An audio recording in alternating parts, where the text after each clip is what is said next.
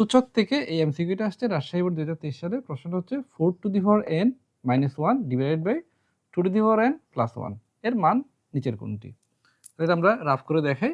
প্রশ্নটা হচ্ছে কত? 4 to the power n minus 1 divided by 2 to the power n plus 1। তাহলে আমরা এখানে কি করতে পারি? 4 কে আমি 2s কে লিখতে পারি। 2s কে সমান 4।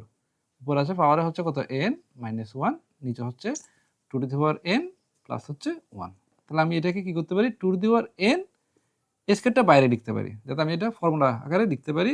অর্থাৎ a স্কয়ার মানে b স্কয়ারের ফর্মুলা আমি এখানে ফেলতে পারি। 1 কে ধরে নাও 1 স্কয়ার বললাম, কারণ 1 স্কয়ার সমান হচ্ছে 1। তাহলে এই লাইনটা বোঝাটা খুব ইম্পর্টেন্ট। অর্থাৎ এখানে আমি কি করছি? n টাকে ভিতরে লিখছি, 2 টাকে বের করে লিখছি। দুটার ভ্যালু কিন্তু একই। n কে 2n দিয়ে, n কে যদি 2 দিয়ে গুণ করি তাহলে 2n হয়, 2 কে n দিয়ে গুণ করলে 2n হয়। তাহলে এইটা যে কথা এটাও কিন্তু সেম কথা। নিচেরটা যেরকম আছে এরকম লিখে দিব।